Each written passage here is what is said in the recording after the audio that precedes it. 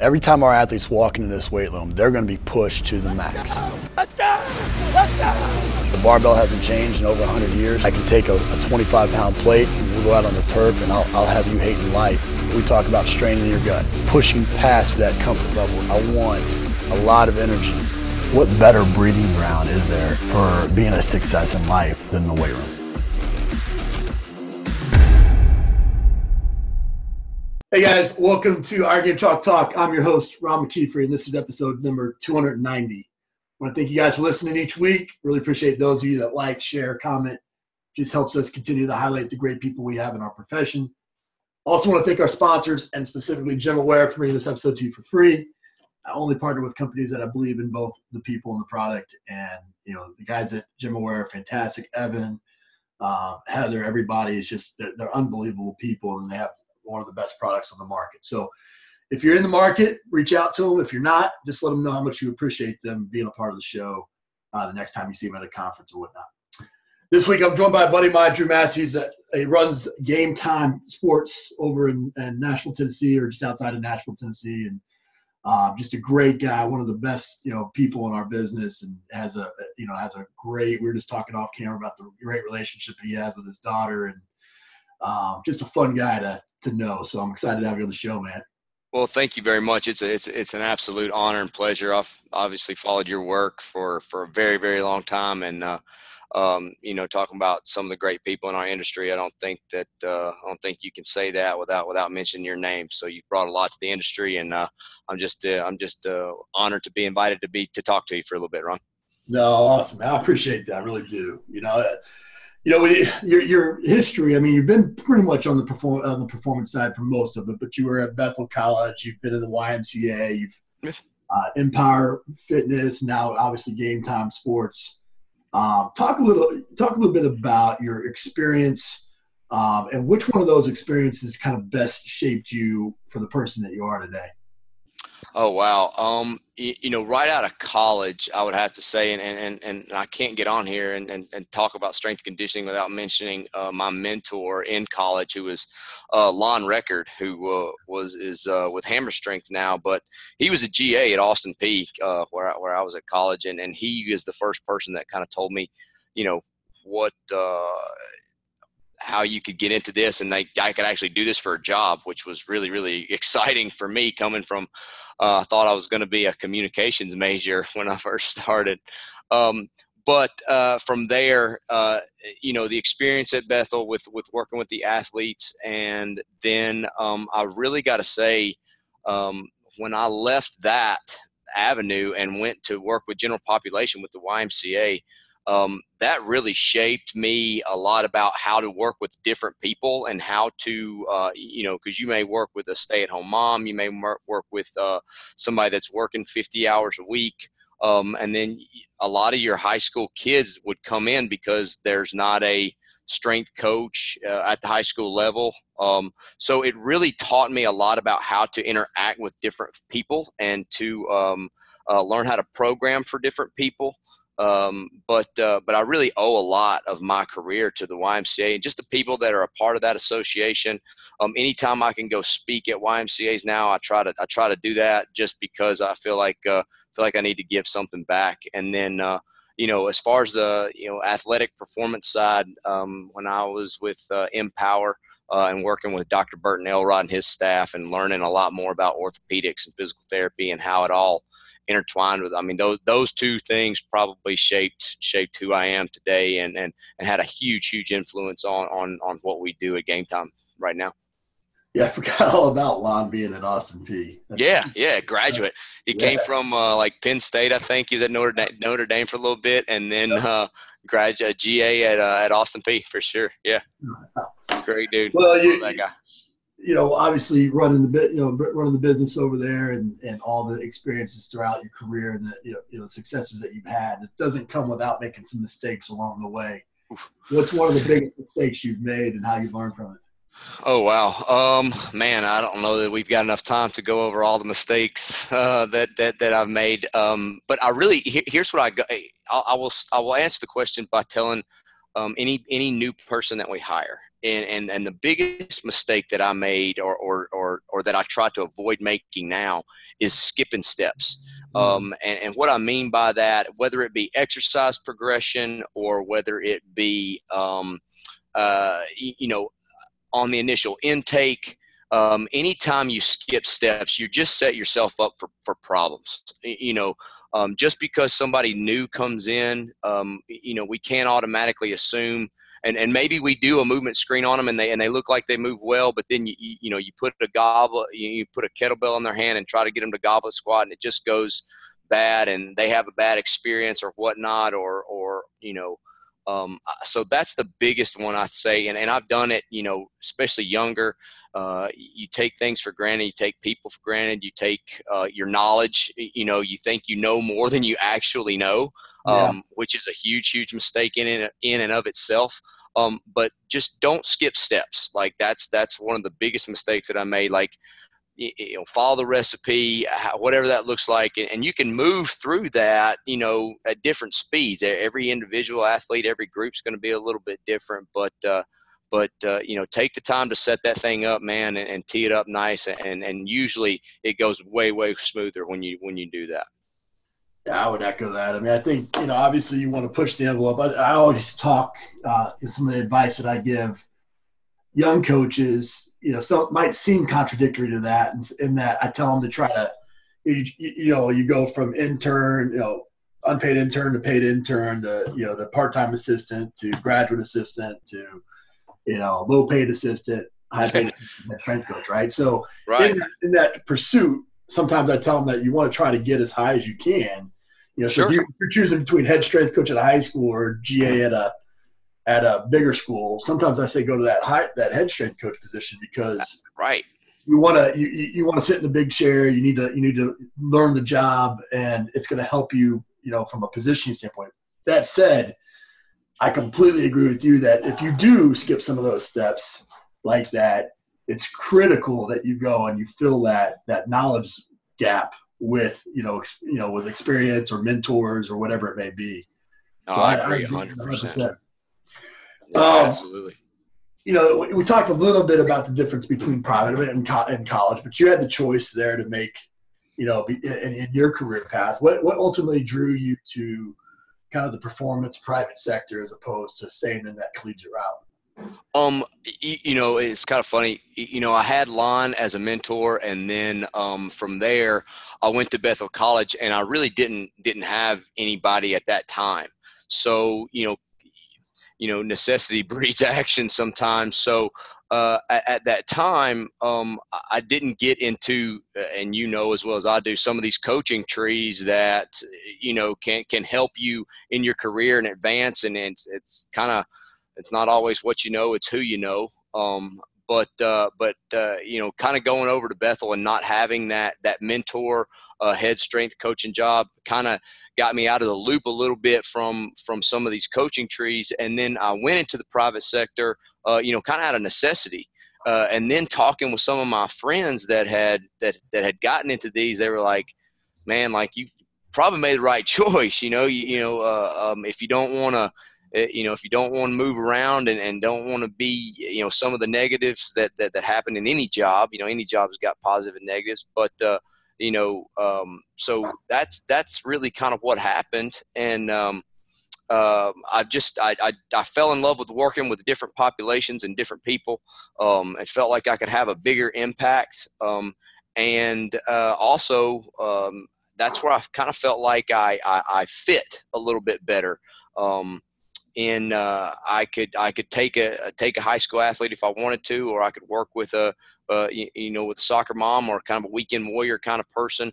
Right. So at the end of the day, I did it out of necessity, because I always dreamt of, being a GA and being, being at the college level and working my way up and things like that. And, life just didn't happen that way, but I certainly don't regret it, because I feel like that I fit better in that private sector.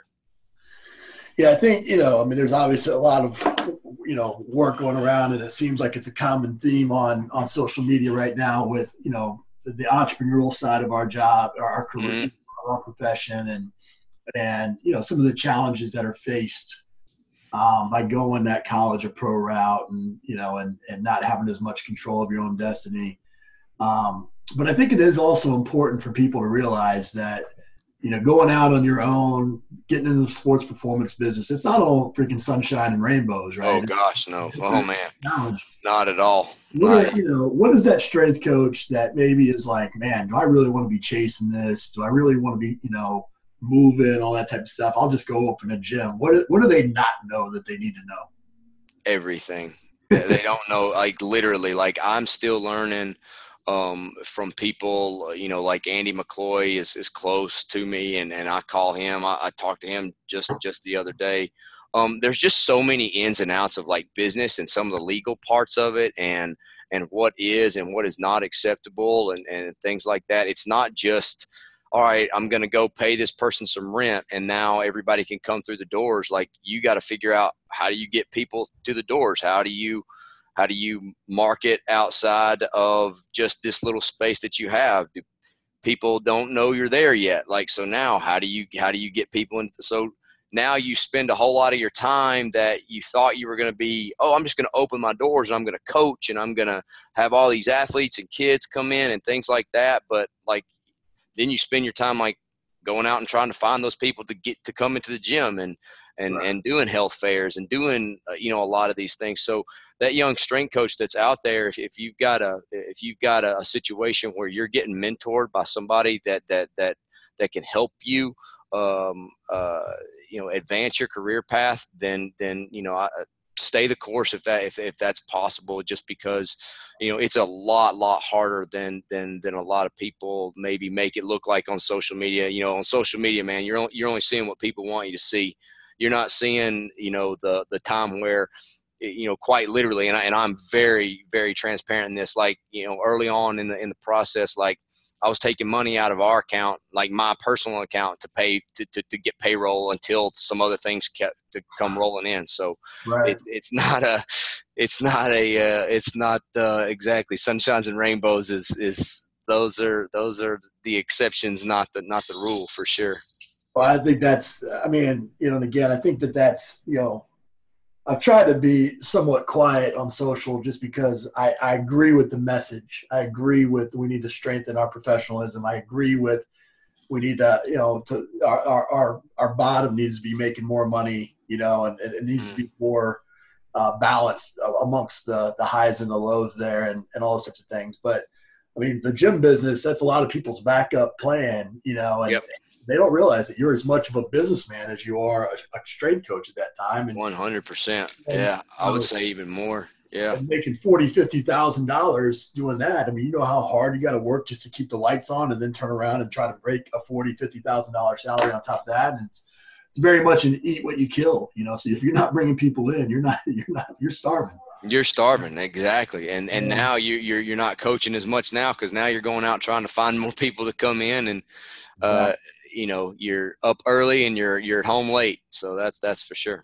So having a job where you get to wear gym clothes every day and blow a whistle 4 or 5 hours a day, it's not the worst job in the world. It is not. I tell people all the time, man, my business suit is what you put on probably to hang out at your house. So it's not a bad deal. It's there's a balance there for sure. Well, working with those groups, and specifically like that high school group. Yep.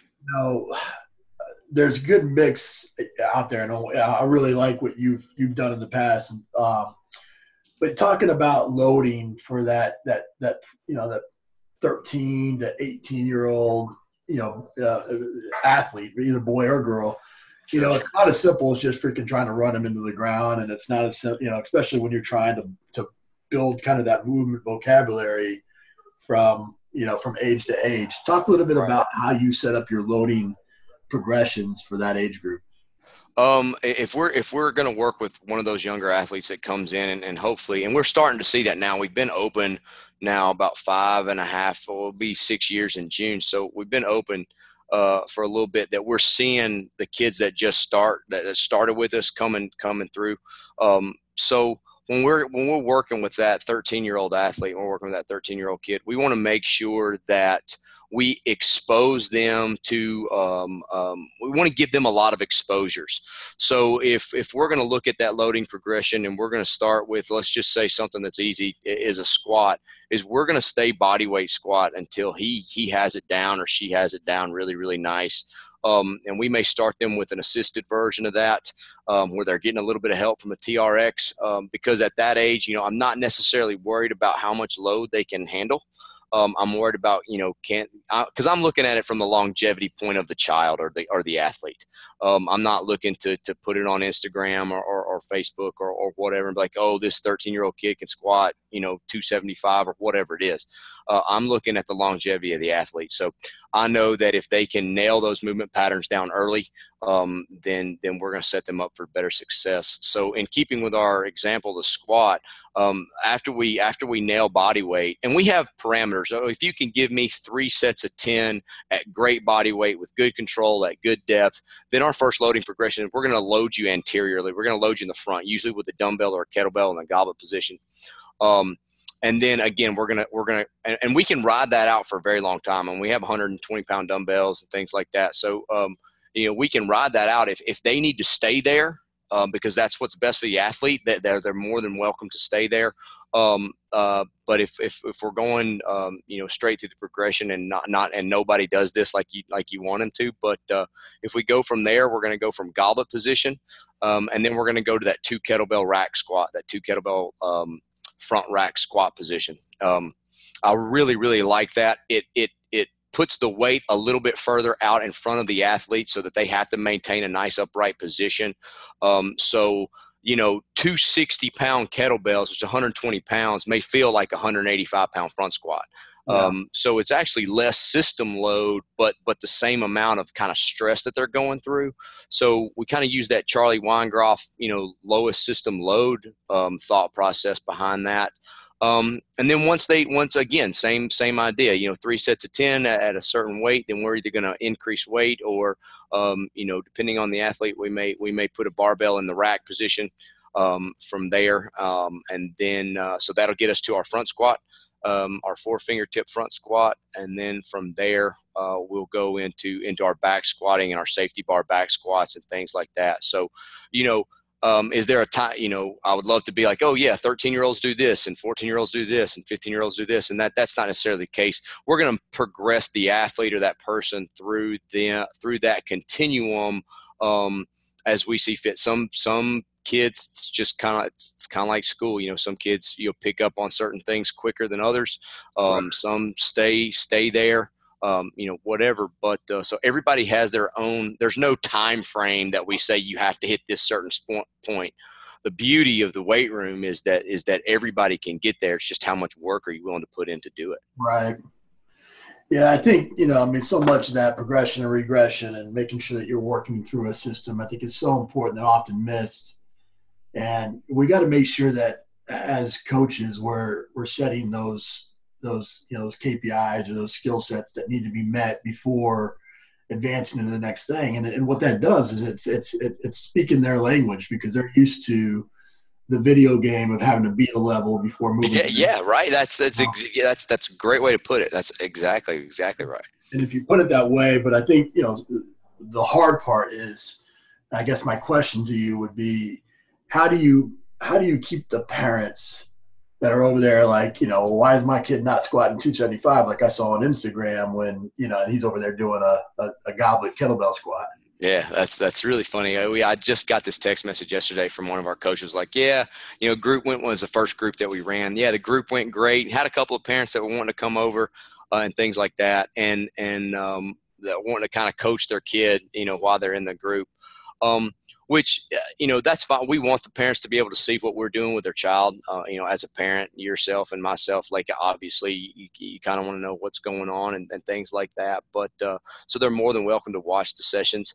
But, one of the things that I try to, and here's the other part about business that you don't have to deal with that in the college setting. That part of it, you don't have to deal with a lot of that sometimes in the college setting. But when we do, we just really have a conversation. It's just kind of like anything else. Like, right. Hey, this is where we think they are. We understand, kind of what you've seen or maybe what you're used to, but I am in this for the best interest of your child and your athlete, and we want to make them the best athlete that they can be. And trying to load them too quickly is going to give them maybe a negative experience if they miss the lift, or maybe they're a little bit self-conscious, or worst case scenario, they're trying something because you're putting a lot of pressure on them to load it up.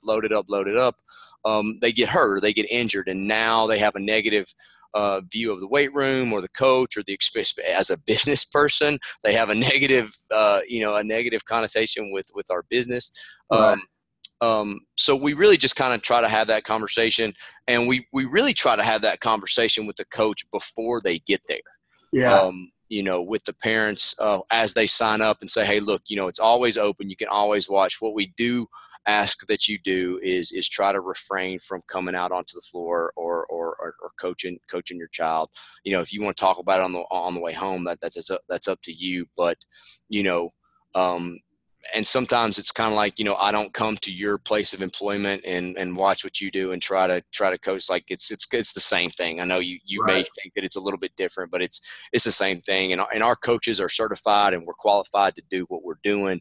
And so just trust us and let us coach. And usually it's within the first 2 or 3 sessions. And then after they see it and then 12 weeks later, after we've seen them 36 times or whatever, 3 times a week or whatnot, then they kind of get it. And they're like, oh, wow, my kid is really good at this. Well, and that's what you want, yes. But if we had gone back and loaded them up and things like that too early, we may not be here right now. So, Right.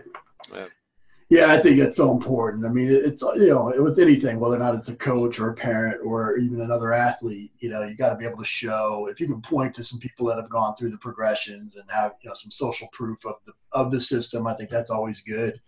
I think, obviously relating it to what all the negatives are, like you mentioned, I think that there's positives in that. But like you said, I think the key to that is establishing, some boundaries early and then having offline conversations is always the way to handle that situation, I think.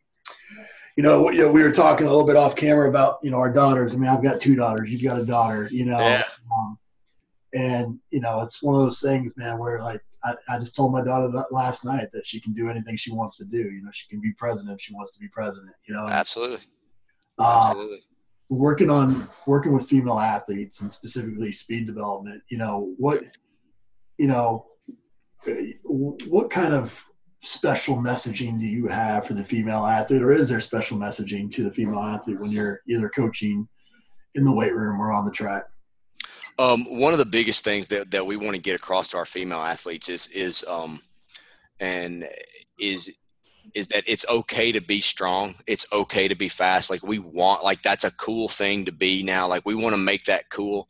Our young females are in a time with social media and things like that every little thing gets picked apart from them, at them, whether it be, looks or weight or there's just a lot of different things.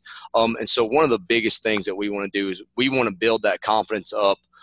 So that goes into a lot of our coaching. And we tell our coaches, and we try to emphasize our coaches, let's focus on the things, even if it's not perfect, let's focus on the things that they're doing right, so that they do more of the right thing and less of the wrong thing. Because I think that ultimately that's kind of how we learn from a nervous system standpoint anyway. We kind of learn how to move and how to do things by like a sculptor with clay. You kind of take away what's not needed, and then you're left with this nice sculpture. But that's the big thing with our female athletes is we want to instill that confidence. We want them to be proud of themselves for being strong. We've got videos of some of our female soccer players that are, benching 135 pounds for 7 reps and stuff like that, and they get all excited about it. But that's one of the biggest things that we want, is that it's okay to be cool. It's okay to be strong. It's okay to be athletic. I always tell them, like, as long as you can out deadlift your boyfriend, then I've done my job. So we're good to go.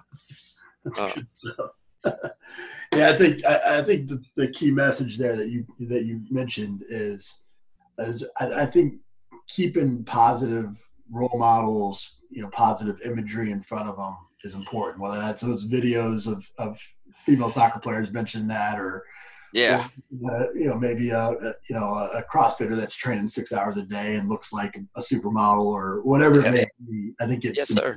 find those things and keep putting them in front of our young female athletes for sure. Yeah, that's our biggest thing is, we want them to be very confident in themselves, and we want them to trust themselves and the decisions that they can make. And I think that if you can start that in the weight room, then I think that you just set them up to be able to trust themselves later on in life. And I think that's a really, really, really huge thing for them, for sure. Well, man, we end the show with some resources here. Give us the best piece of coaching advice you ever received. The best piece of coaching advice I've ever received: never miss a good opportunity to shut up.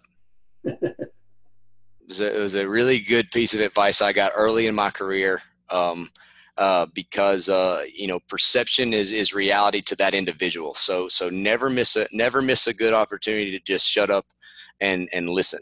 I think is the best piece of coaching advice I've ever gotten. That's a good one. That's a great one. Give us a book, app, and website recommendation. Book right now. I've recommended this more in the last 6 months than I have. Grit by Angela Duckworth. Outstanding book. I'm actually reading it for a second time and kind of really diving a little bit deeper into it. And it's taken me a lot longer to read it the second time because I'm highlighting a lot of stuff. And hopefully I'll would like to turn it into a really good presentation, because I feel like there's just a lot of really, really good nuggets in that read. Fantastic. Did you say app and website? Yep. App. From a nutrition standpoint, and I'm really not normally the guy that goes into the nutrition standpoint, but I've been using an app called Better Human to kind of track some of my protein intake and stuff over the last couple of weeks. And I've really, really enjoyed their platform, and it seems to be really, really user friendly. So I would say, so if you're into tracking macros, and we've actually used it for a couple of our athletes. That we had one that came in over Christmas break that needed to gain some weight, and then we had a female soccer player that that needed to gain some weight as well, and we've kind of used it that way. But we've also used it obviously for weight loss and stuff like that. So Better Human. For sure. And then website. I don't get paid. I don't get paid by them, but I really think that the Body by Boyle online website, it is a fee-based website, but man, Ron, there's so much great content on there. Yeah. You can watch Mike Boyle's staff meetings, and we've actually done that as a staff and watched their staff meetings. It's really kind of good to know that that they kind of go through some of the same problems that we're asking ourselves sometimes, but even their winter seminars and stuff, just the amount of stuff that's on there is really unbelievable. And I think the price is, I can't remember, maybe it's $39 a month or something like that. But the amount of quality education that you can get, and just that from one of the best, in the industry is outstanding. So bodybyboyleonline.com. Those are all good ones. All good ones. I think I'm pretty sure Angela Duckworth has a TED Talk on grit as well. Yeah. It's great. It's fantastic. Yeah, it's such a great book.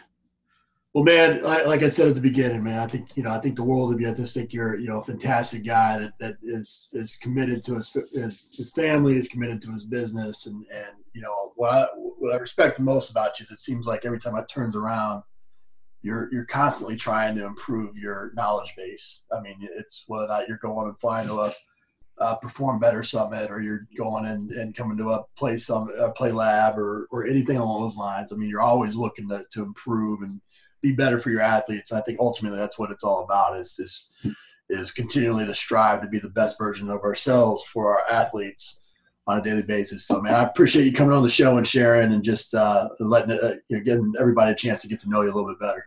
Well, thank you so much, and I couldn't echo that more. I don't think that we ever stop learning, and I think that that's very, very important in our field. It changes so much, and we are the filter for our athletes because there's so much information out there that I think the strength coach has to be a great filter for what's out there for them. And you've meant so much to my career, so I just appreciate you having me on and giving me this time to kind of chat. Awesome, man. Thanks so much. Thank you.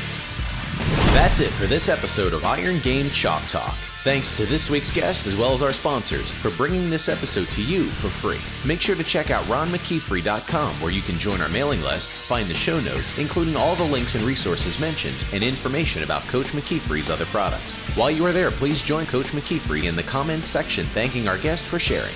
If you haven't subscribed to Iron Game Chalk Talk on YouTube or iTunes yet, make sure to do so. Comments, ratings, and reviews are always welcome. Coach McKeefery can be found on Twitter at @RMcKeefery, on Facebook and YouTube at /Ron.McKeefery. That's it for this week. Be sure to check back next week for another great episode of Iron Game Chalk Talk.